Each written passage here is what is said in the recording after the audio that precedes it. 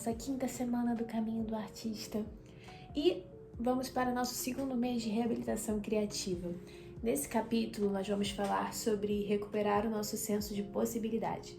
Nesse capítulo, ela fala sobre os limites que nós mesmos colocamos sobre os nossos sonhos e sobre a nossa vida.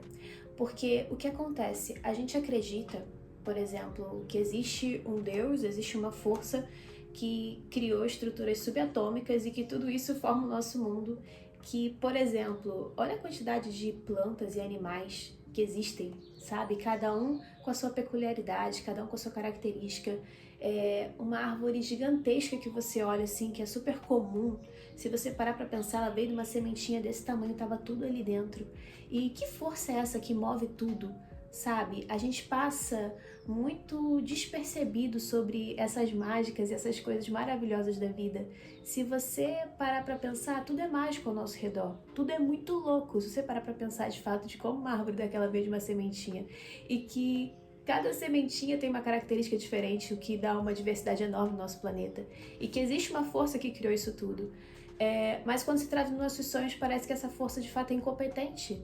Ou talvez a gente não mereça, né, a atenção dessa força.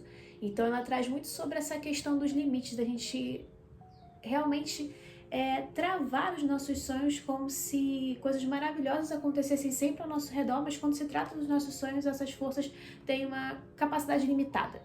Então, ela realmente reforça essa questão de confiar nos suprimentos infinitos do universo. Eu fiz algumas anotações aqui.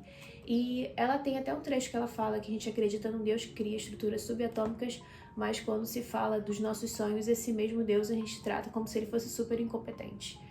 Então, essa foi uma partezinha que mexeu bastante comigo, porque de fato, a mesma energia que a gente gasta para pensar que dá errado, a gente poderia estar gastando para pensar que vai dar certo.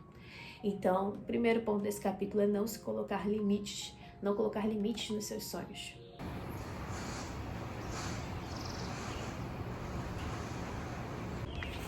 E hoje tem encontro do Clube das Aquarelistas.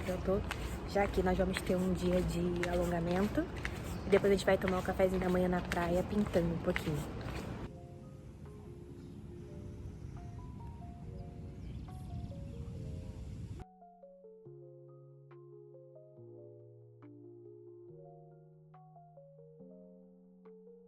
Mostra. Ai, meu Deus.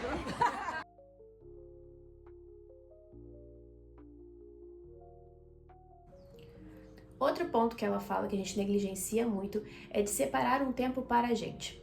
Eu particularmente acho que tá até um pouco dramático demais essa parte no livro, mas ela fala que muitas vezes a gente começa a fazer muitas coisas para as outras pessoas, mas quando se trata da gente, a gente vai empurrando com a barriga. E todo artista precisa de um tempo de solidão. É uma solidão realmente que você precisa para você se reconectar com você.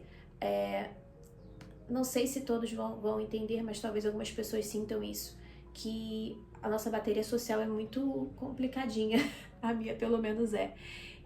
Eu preciso muito de um tempo de recolhimento, eu preciso muito passar um tempo sozinha para poder reorganizar meus pensamentos. E se eu começar a me forçar muito a estar sempre socializando, sempre fazendo alguma coisa para as outras pessoas, ou só trabalhando e não tirar um tempo para mim, eu realmente entro num bloqueio e eu fico péssima, sabe? Eu não consigo desenvolver nada, eu começo a ficar mega triste, mega para baixo. Eu fico com raiva, eu fico nervosa, sem paciência. Ela relata muito isso no livro e eu concordo.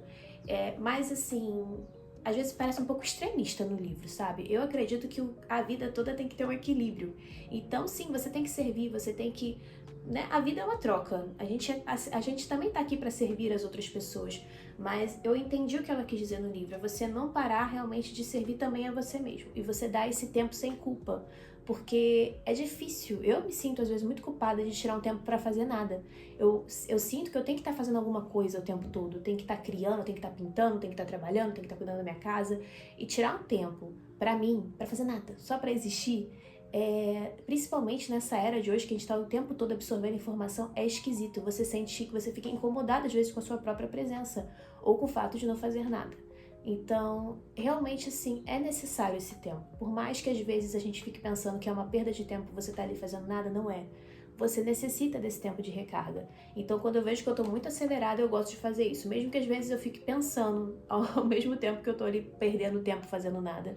Mas, na verdade, você tá ganhando muito tempo ali ficando só com você, dando uma pausa pro mundo, dizendo não pras pessoas e recolhendo, realmente se recolhendo, tendo um tempinho pra curtir a sua solitude ali, o seu tempinho com você mesmo. E o encontro com o artista, né, tem esse objetivo no livro.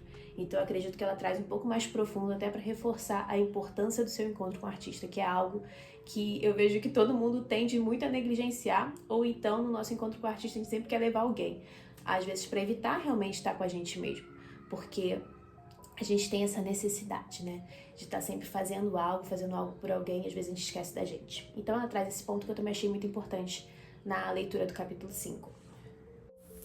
Essa semana eu fui no teatro com a minha mãe e com a minha filha prestigiar a apresentação de uma amiga minha que fez a Madame Samovar no Teatro da Bela Fera. E eu tô viciada nesse mocatoff com biscoff. Eu fui um dia com meu marido, que a gente foi tomar um cafezinho juntos, e uns dias depois eu voltei lá pra tomar outro com as minhas amigas, maravilhosas. E também, olha que fofa que tá a embalagem de café que eu pintei. Eu pintei a imagem da cafeteria e estamos num projeto dessa embalagem. Esse é só um projeto, na verdade. O objetivo depois é fazer realmente uma caixa com a pintura. Ai, vai ficar muito lindo. Em meu encontro com o artista, eu decidi fazer biscuit. E aí eu fiz esses um porta-pincel. Você apoia seu pincelzinho quando você tá pintando. Ficou muito bonitinho. Fiz um godê, um croissant, uma borboleta e um tubinho de tinta. Sobre os exercícios, eu gosto muito dos exercícios da semana 5. Eles fazem a gente refletir bastante. E eu gosto porque eles, de fato, ajudam a gente a cortar esses limites que a gente coloca pra gente mesmo. Tem até 2 exercícios específicos que falam sobre você imaginar que você tem 20 anos e todo o dinheiro do mundo. Por quê? Quando a gente tá mais novo, hoje em dia eu tô com 32. Mas assim, eu lembro que na minha adolescência pra fase adulta, você tem muito mais ousadia assim na vida. Você não liga tanto pro que as pessoas pensam. Você quer viver, você quer se aventurar. Você tem uma energia, sabe? Você tem uma vida dentro de você que parece que conforme a gente vai envelhecendo, a gente vai perdendo essa ousadia. A gente vai começando a ficar meio medroso, meio travado com a vida. E quando você pensa assim, de você ter essa ousadia e todo o dinheiro do mundo ao seu dispor, cara, pensa, você faz com que a sua cabecinha realmente voe muito longe nas coisas que você gostaria de fazer, nas coisas que você gostaria de ter, nas experiências que você gostaria de viver. Então, esses exercícios, eles abrem também um pouco a mente, porque geralmente uma coisa minha também, que eu acredito que todos passem, é a dificuldade, às vezes, de você listar o que você quer, dos seus sonhos. Porque a gente começa a pensar no sonho e aí vem uma vozinha na nossa cabeça, né, a voz do sensor que ela fala, e começa a te colocar limite. Não, porque você precisa fazer isso, não, porque não dá nessa situação agora, você tem que esperar, você tem que estabilizar isso, tem que fazer aquilo. Então, quando a gente tem esse pensamento assim um pouco mais livre, isso possibilita com que a gente realmente consiga expandir mais os nossos sonhos. E em seguida desse sonho, ela bota dessa tarefa, ela bota uma outra tarefa, que é você pensar, se você tivesse 65 anos, né, quais foram os prazeres que você adiou, o que você gostaria de ter feito também. E aí também aí vamos pro outro extremo, né? Você parar e olhar pra sua vida assim, que você deixou tanta coisa pra trás, que você poderia ter aproveitado, que os medos que você tinha, os limites que você se colocava eram tão bobos que você poderia ter superado aquilo. Então, quando a gente pensa assim nesses 2 extremos, é como se a gente conseguisse ter uma visão assim do passado e do futuro, e a gente olha pra hoje e fala assim, cara, eu tenho tudo que eu preciso agora pra poder realizar isso. Eu não preciso pensar que quando eu tiver com 65 anos eu vou estar cheio de sonho adiado. E eu preciso resgatar aquela ousadia e aquela vontade de viver de quando eu tinha 20. Então, eu pelo menos tive essa sensação nesses exercícios. E os outros exercícios também vão trabalhar muito essa questão. Ela fala muito sobre você coletar a imagem das coisas que você quer. Eu gosto muito desses exercícios de visualização. E basicamente é isso, gente. Eu não vou entrar muito no detalhe dos exercícios em si, porque é bem pessoal, então cada um tem que escrever de fato o que você imagina, coletar suas próprias imagens dos seus sonhos. Mas eu gostei desse capítulo. É um capítulo que foi bem curtinho, eu não separei tantas coisas iguais nos outros, assim, teve alguns capítulos que eu realmente separei muita coisa pra poder trazer pra vocês. Mas acho que são pontos assim que são bem sucintos, mas que têm uma importância muito grande na nossa jornada de desbloqueio criativo. E é isso, gente. Vejo vocês agora na semana 6. que vai falar sobre, deixa eu ver, recuperando o senso de abundância. Então, até semana que vem.